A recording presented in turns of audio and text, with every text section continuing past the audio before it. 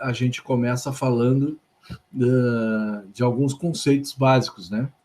De alguns conceitos, e um deles é as competências que tem que ter uma pessoa que trabalha em manutenção, de conhecer os conceitos de manutenção corretiva, preventiva, preditiva, entre outros, e no mínimo esses, né? Para que saiba diferenciar o que é uma, o que é outra, quando aplica uma, quando aplica outra, por que existe, né? Quais são as diferenças entre elas e como se planeja elas, né? Então, elaborar o planejamento, programação e controle de manutenção. Também vamos ver alguns exemplos de planejamento de programação, controle de manutenção. Empregar tipo de manutenção adequada, considerando o grau de prioridade e criticidade das máquinas e equipamentos na planta industrial. Nós vamos ver essa parte de criticidade das máquinas. Como é que eu aplico corretiva, preventiva e preditiva em tudo? Ou aplico uma em cada? Ou como é que eu defino isso? Então, isso nós vamos aprender também. Conhecer os conceitos de manutenção, já falei. Habilidades. Aplicar esses conceitos, né? Então, aí vai nos trabalhinhos que eu der para vocês, vocês vão poder aplicar esses conceitos ou dizer aonde se adaptam esses conceitos. Aplicar os métodos técnicos de avaliação, controle, a fim de que se tenha um diagnóstico de eficácia e eficiência da manutenção. Nós vamos ver também controle de manutenção, como é que se programa uma manutenção, como é que qual é o fluxo de uma empresa aplicando manutenção, né? Estabelecer planos de manutenção. Então, voltando, né? As habilidades, aplicar os conceitos de manutenção, aplicar métodos e técnicas de avaliação, controle, a fim de que se tenha um diagnóstico e uma eficácia e eficiência da manutenção. Eficácia é uma coisa, eficiência é outra, né? Eu posso ter alguma coisa que é eficiente, porém ela não me traz o meu resultado final, não é o resultado que eu queria. E eficácia, sim. Eu faço eficientemente uma coisa e tenho o resultado esperado daquilo. Isso a gente vai ver, vai conversar sobre isso nas aulas seguintes, né? Para eu explicar para vocês. Estabelecer planos de manutenção. A gente não vai chegar a estabelecer um plano de manutenção, mas nós vamos ver partes de plano de manutenção e como é que surge esse plano de manutenção, como é que ele roda na indústria, né? A gente não vai chegar a fazer um plano de manutenção completo. E avaliar processos de manutenção, também nós não vamos avaliar só, nós vamos compreender esse processo de manutenção, né? E que bases tecnológicas nós vamos usar, né? Conceito de manutenção, o planejamento de manutenção, a programação de manutenção, o controle de manutenção, graus de prioridade, graus de criticidade, planos de manutenção e processo de manutenção. Esses serão as bases tecnológicas de tudo que a gente já acabou de falar aqui, né? E vamos começar aqui com o conceito de manutenção, né? Formalmente,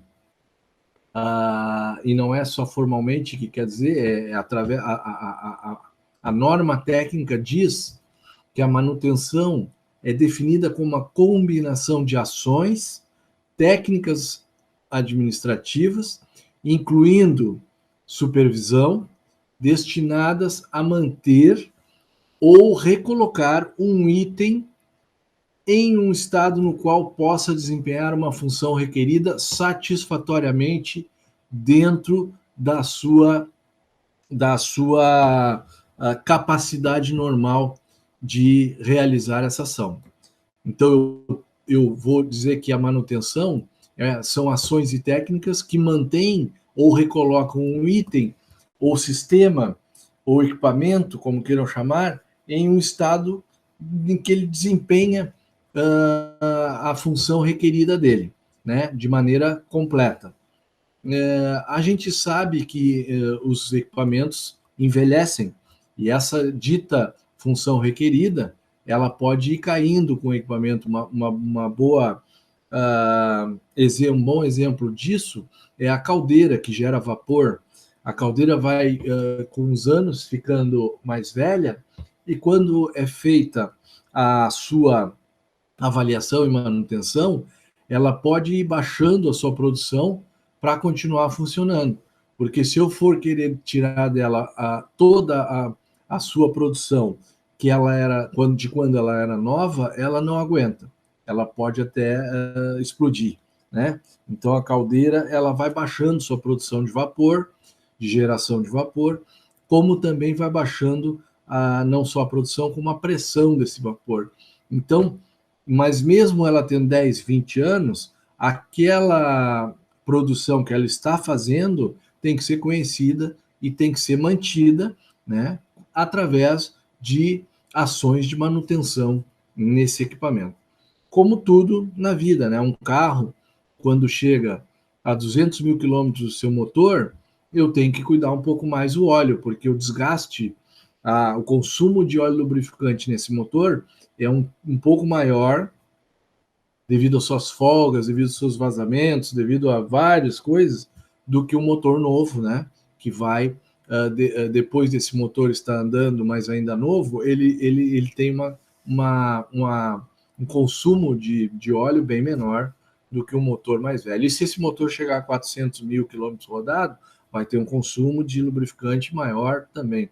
E se ele chegar a 600 mil quilômetros rodados, maior. E nesse meio tempo, muitas peças desse motor vão ter que ser trocadas para que ele consiga se manter numa capacidade boa. Que eu espero de um carro, eu espero que ele funcione bem na hora que eu ligue, né? Que ele tenha força para manter velocidade, ter uma aceleração para uma ultrapassagem que seja condizente com o carro que eu comprei, né? Então ele tem que manter isso aí. Porém, meus consumos de óleo, meu consumo de combustível certamente vai aumentar devido a essa máquina já ter um desgaste muito bom. Mas é incrível que hoje a gente fala um motor de um carro funcionando 400 mil quilômetros, mas isso cada vez está mais comum. Os motores conseguem, né? Sem falar agora nos carros elétricos que vêm, em que a parte elétrica do carro, que hoje é a mais cara e a mais importante, que são as baterias, também vão ter isso, né? A bateria ela vai diminuindo sua capacidade de armazenar e entregar energia de volta, né? E inclusive também de ser recarregada. Então ela vai diminuindo isso, mas não quer dizer que uma bateria que diminuiu 10%, 20% de sua capacidade é uma bateria que eu tenho que jogar fora ainda. Ela me dá aqueles 80%, e se eles forem satisfatórios, eu não preciso trocar.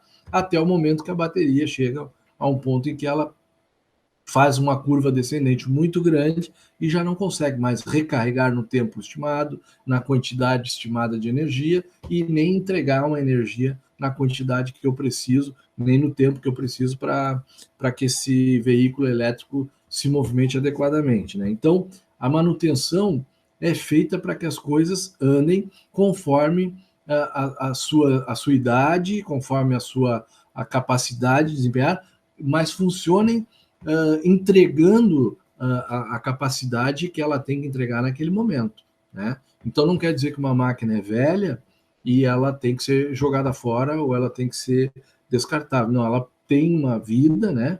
E ela pode ainda entregar, se a manutenção que eu fizer nela for uma manutenção de qualidade e requerida por ela adequadamente, né?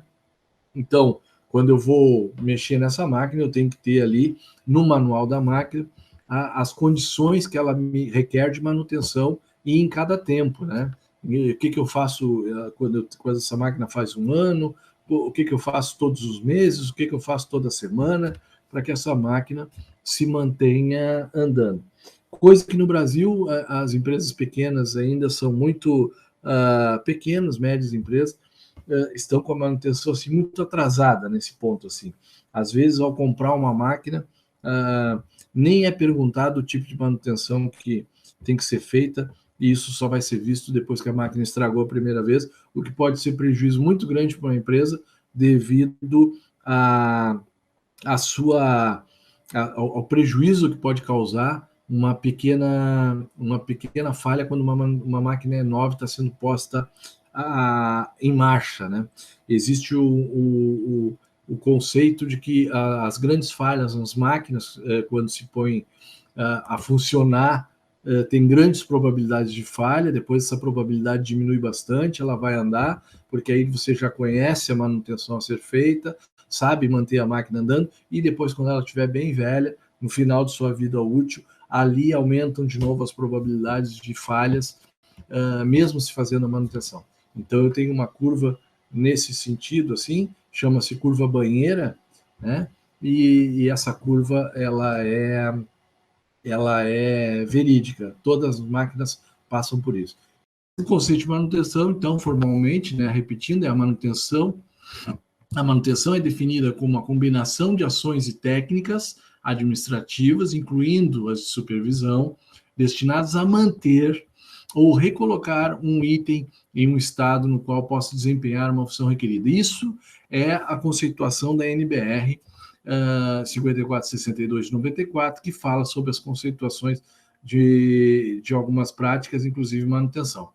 Essa NBR traz já uma conceituação bem definida, a maioria dos autores escreve de maneira diferente, porém com a mesma consequência, né? A mesma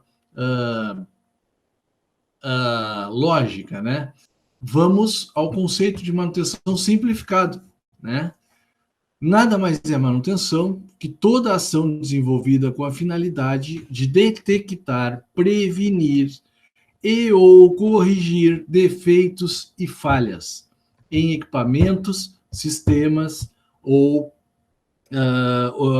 até organizações em si, certo? Então, ela é uma atividade, uma ação, né? Uma ação desenvolvida com a finalidade de detectar, prevenir ou corrigir defeitos e falhas. Esses defeitos e falhas têm diferentes, né? Defeito não é, tem diferenças. Defeito não é a mesma coisa que falha. E nós vamos ver agora o porquê, né? O defeito, pessoal, o que é? É toda alteração física, química, alteração de estado de um componente, equipamento ou sistema que não causa o término imediato de sua habilidade em desempenhar sua função requerida. Então, ele não termina com a habilidade daquele estado de um componente, equipamento ou sistema, de parar a sua função. Ele não para. O defeito, ele chega, mas ele não para o equipamento. Então, vamos dar um exemplo. A temperatura de um automóvel, eu vou usar muito automóvel com vocês, que é o exemplo que todo mundo lida diariamente, né? Aumentou a temperatura do meu motor, mas o meu motor continuou funcionando, mas a temperatura está fora do normal. Lá no indicador de temperatura, subiu a temperatura acima do que é normal subir no carro.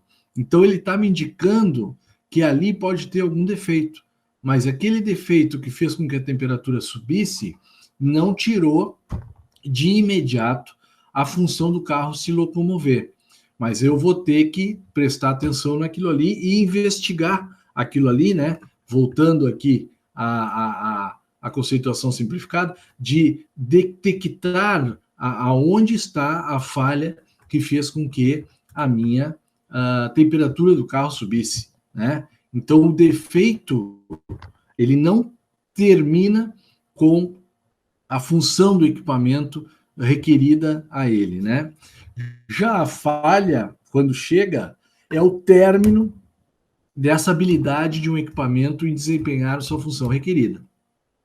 Então, ali sim para. Então, o carro aqueceu, eu andei mais 10 km com ele com temperatura acima, no ponto em que os carros de hoje, né, não os de antigamente, mas os carros de hoje, ele vai dar um sinal para que tu pare o carro ali, porque senão tu vai ter uma perda do teu motor, né? Então ele te dá um sinal e pede, através dos comandos dele ali, que tu pare o carro para ver o que aconteceu, que a temperatura foi acima do limite. Então, ali o carro está dizendo que ocorreu uma falha, o carro vai parar, se tu não parar aqui, ele vai parar porque ele vai quebrar o motor. Então, uma falha requerida de um equipamento, é quando a habilidade requerida dele cessa. Então, eu estou com um equipamento que está trepidando, que está vibrando, e daqui a pouco ele quebra. Quando ele quebra, ele entrou em falha. Agora, enquanto está trepidando, ele está fazendo barulho anormal, ele está fazendo alguma coisa que está fora do normal daquele equipamento.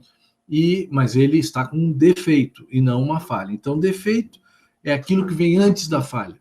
A falha é quando o equipamento já detectou parou de fazer a sua função requerida. E o defeito é quando se detecta alguma coisa em que está fora da normalidade, mas isso não tirou a habilidade do equipamento de desempenhar a função requerida. Então, falha, é o término da habilidade do equipamento desempenhar a sua função requerida. Essas duas questões são boas da gente saber, porque são questões técnicas, são palavras técnicas, são maneiras técnicas de se falar sobre um equipamento. Então, isso são coisas que a gente, quando está lidando com técnicos, lidando com quem conhece e sabe o que é manutenção, são palavras técnicas que podem fazer com que tu fale até errado. Ocorreu uma falha aqui, e não é falha, é defeito. Então, a gente tem que ter um certo cuidado com essas palavras. Manutenção, pessoal. Tradicionalmente, as atividades de manutenção eram consideradas como um mal necessário por várias pessoas em diferentes empresas. Isso muito comum, pessoal. Antigamente, manutenção era dada como um custo da empresa. Era dado como necessidade. Eu tinha que ter aqueles caras.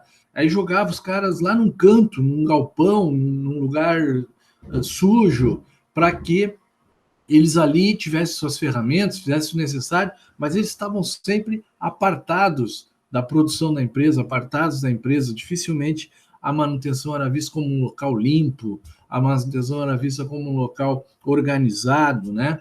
Então, era um mal necessário. Tem isso aqui, mas isso aqui não tem nada a ver com o que eu gosto de fazer. Eu faço sapato, eu faço comida, eu faço eu tenho um hospital aqui, eu tenho essa manutenção aqui, mas não era o lugar. E só que recentemente, pessoal, recentemente a gente vem falando, depende do país, né, da sua capacidade de desenvolvimento. Recentemente aqui no Brasil fala em 25, 30 anos, né? No mundo fala em 50 anos já, né? Desde 1970, né? A manutenção, essa atitude de achar que é um mal em relação à manutenção começou a mudar, né? E hoje ela é reconhecida como uma função estratégica da empresa, inclusive uma função que tem ganhos à empresa, e não só despesa.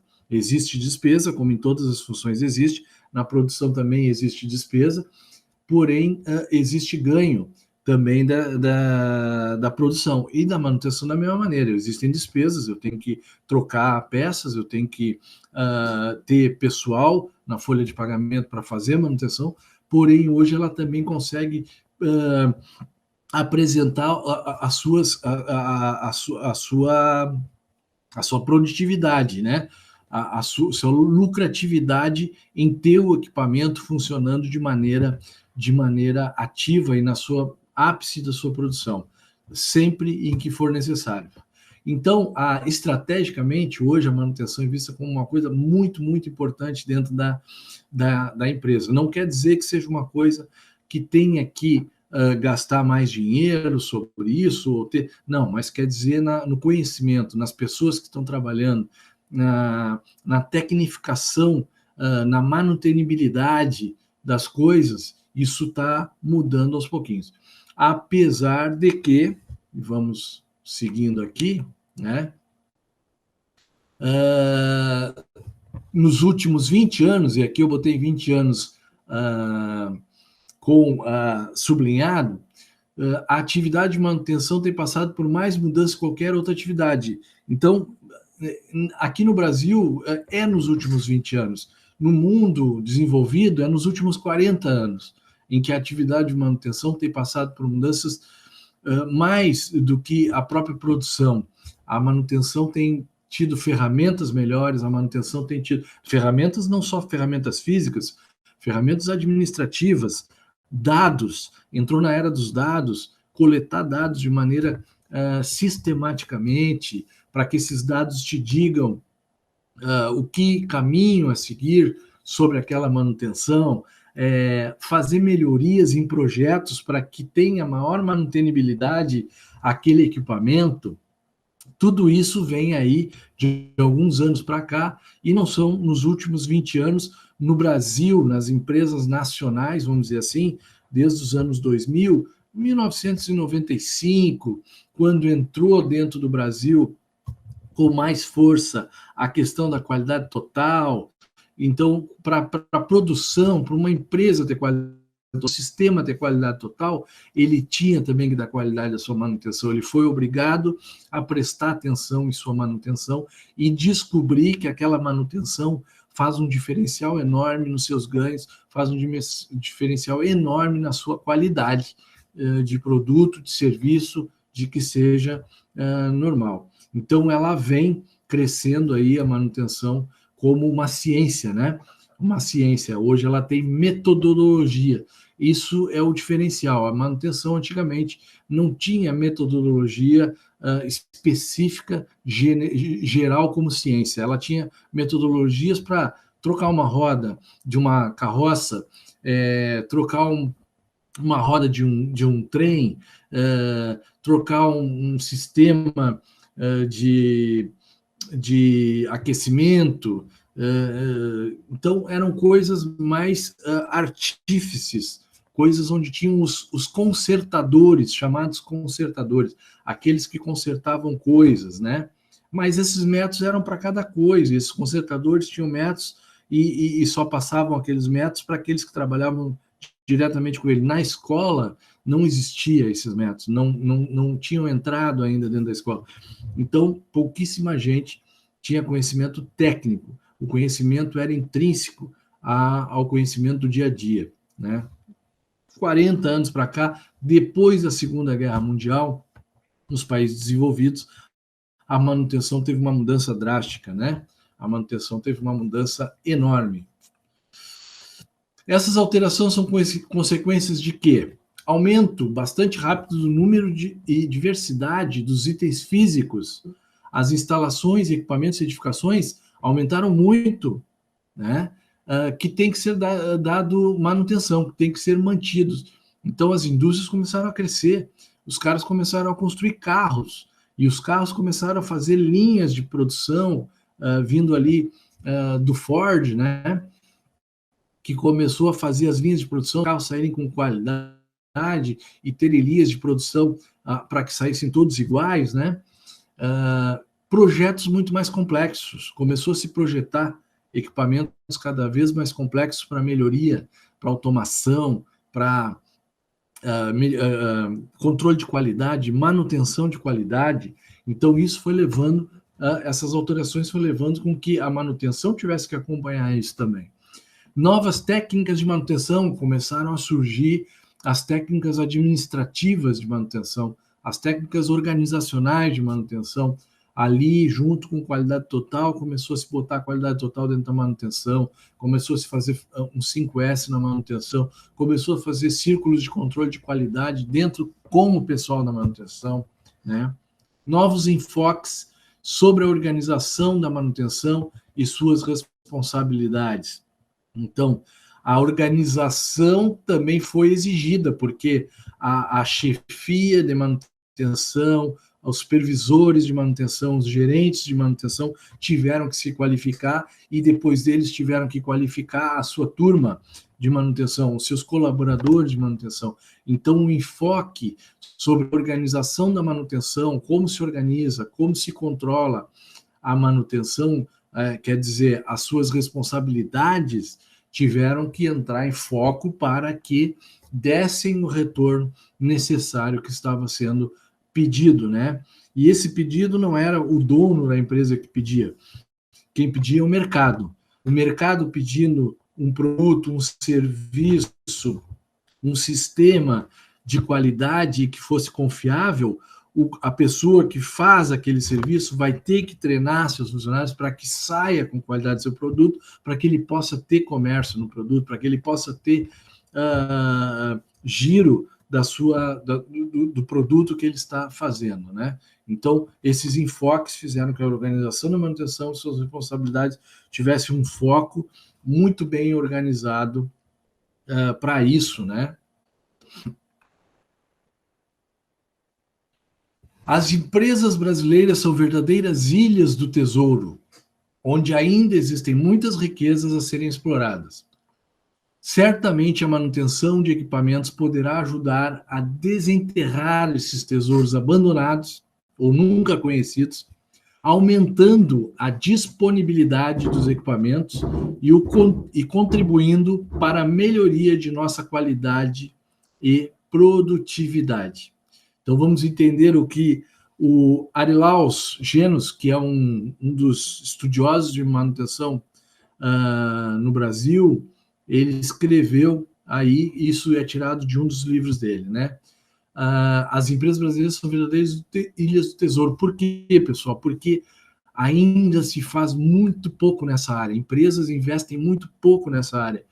Muito pouco as pessoas que estão trabalhando nessa área são técnicos, a não ser empresas de alto valor agregado, petrolíferas, empresas multinacionais que produzem produtos de alto valor agregado, automóveis, compressores, coisas top de linha para as indústrias.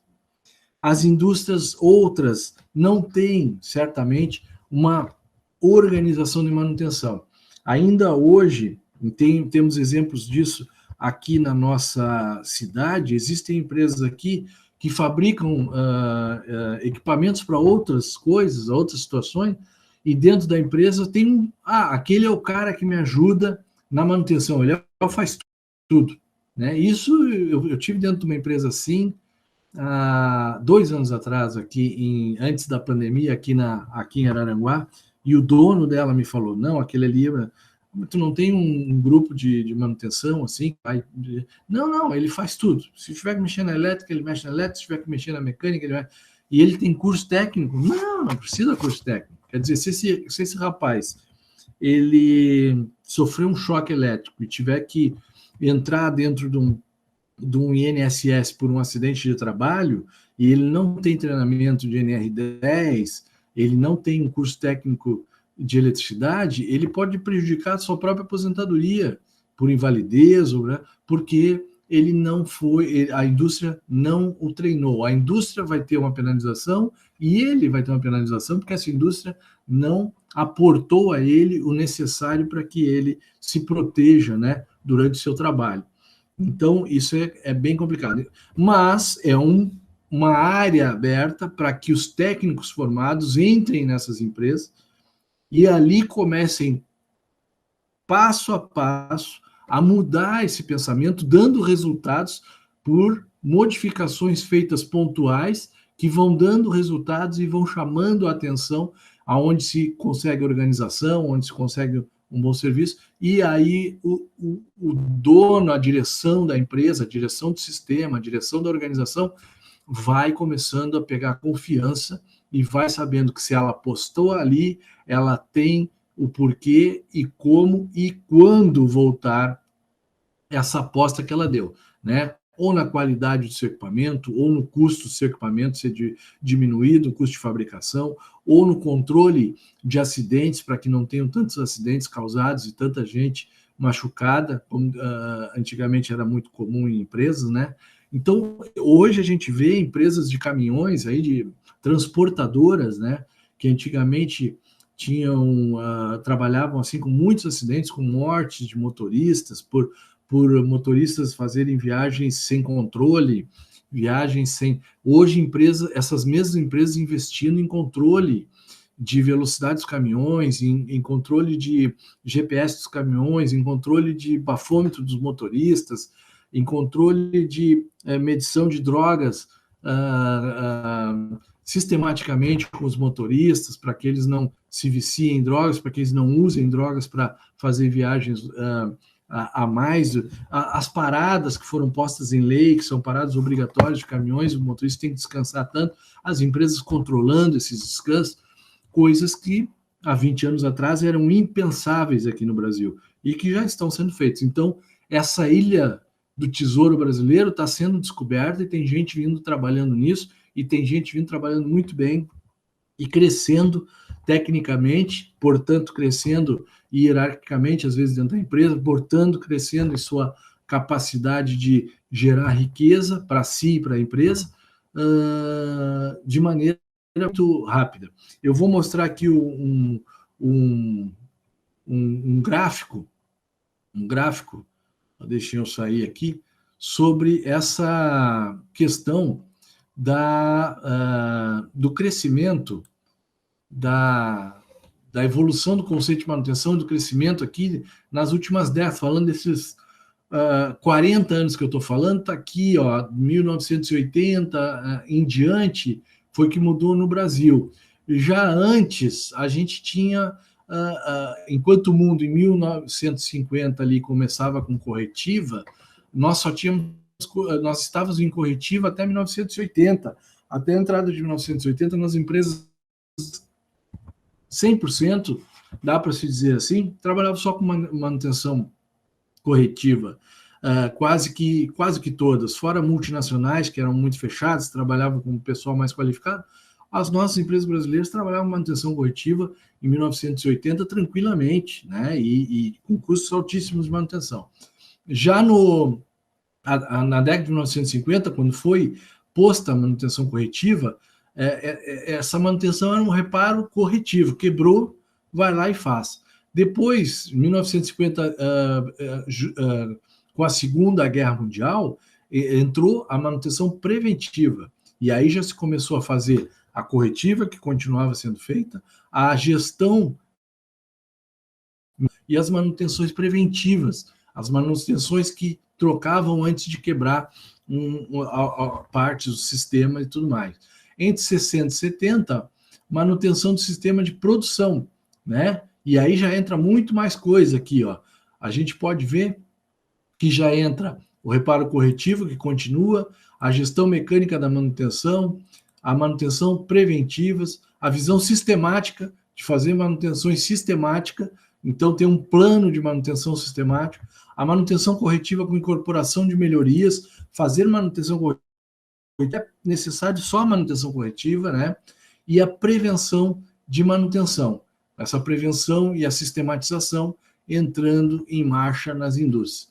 Já em 80, a manutenção produtiva total começa a existir, e isso vem tudo aquilo que foi falado, e mais a manutenção preditiva, que acompanha os equipamentos em loco, qual temperatura, qual pressão, como é que está a condição do óleo, qual o nível de entupimento, qual através de manômetro, através de termômetro, através de ultrassom, começou a se fazer manutenção preditiva, predizer.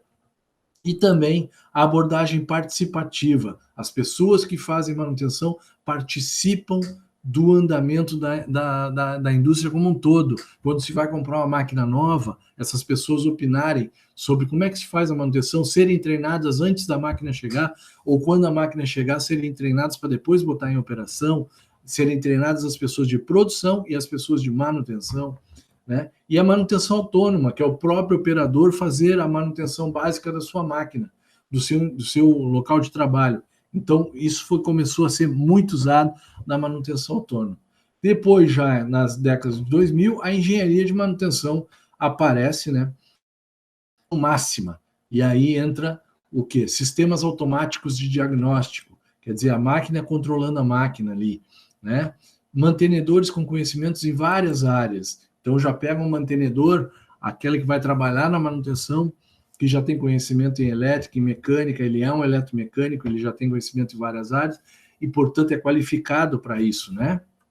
E aí, 2015 em diante, né, entrando muito fortemente a legislação ambiental priorizada para a manutenção. Então, começa-se também falar em conceito ambiental da manutenção. E isso é muito importante, porque isso protege não só a empresa, não só o sistema, não só o produto, mas principalmente o mantenedor, a pessoa que trabalha em manutenção, como ela se protege dos riscos da manutenção, né?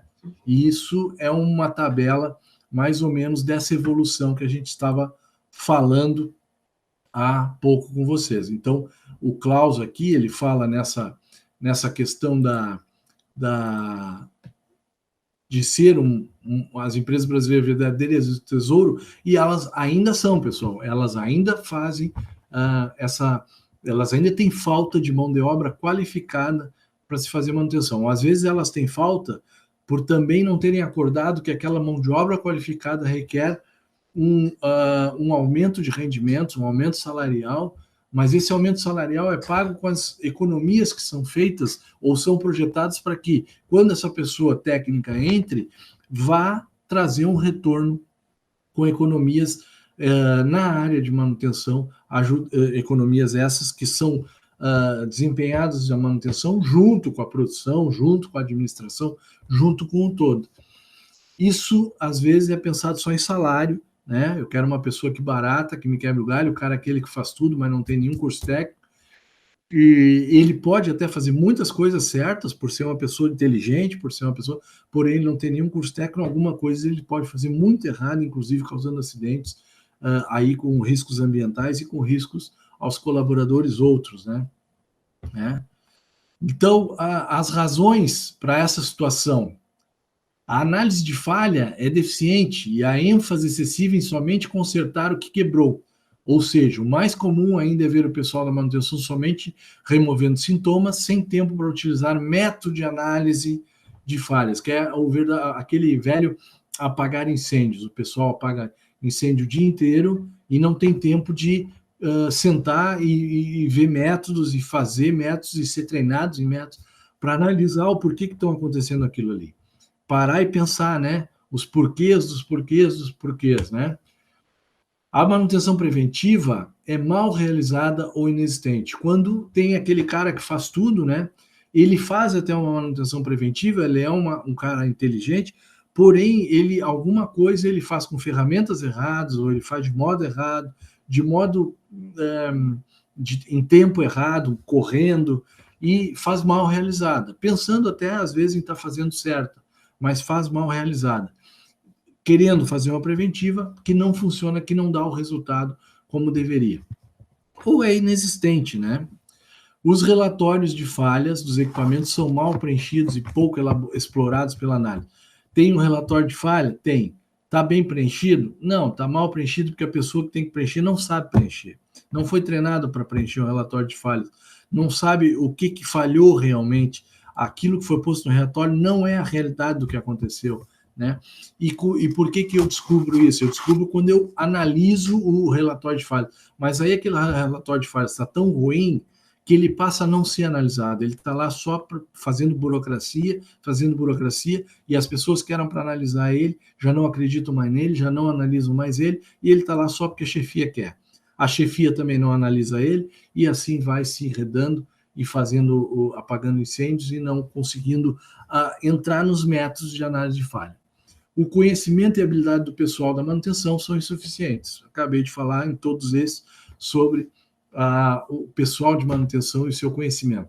Às vezes o pessoal não sabe preencher um relatório de falhas, né? Isso é muito comum ainda em empresas de médio e pequeno porte, com certeza, né? Então essa situação faz com que tenha espaço para muito crescimento dentro da manutenção, né? Muito crescimento dentro da manutenção. Aqui eu tenho uma pequena página de evolução da manutenção, já mostrei para vocês ali mais assertivamente. Aqui vai estar nos slides que eu mandar para vocês. E na próxima aula nós entramos nos objetivos da manutenção, né? O que a manutenção quer, para que a manutenção existe e como é que ela faz, tá, pessoal? Vou mostrar para vocês aqui também página do livro daquele senhor ali que falou que nós temos uma ilha nas manutenções, e o que eu falei na aula passada do método da curva da banheira, é isso aqui que tem no livro dele, ó. Isso aqui é uma suavizando a curva da banheira, quer dizer, a manutenção pode suavizar a vida de um equipamento. Aqui, no início, eu coloco o equipamento em marcha, eu tenho grande probabilidade de falhas e quebras do equipamento. Depois que ele entra em marcha, eu começo a controlar ele direitinho, as falhas se mantêm num nível baixo. Depois que ele fica mais velho, o tempo passou bastante, as falhas começam a ir até um ponto que eu tenho que retirar esse equipamento, porque ele não tem mais condição de funcionar.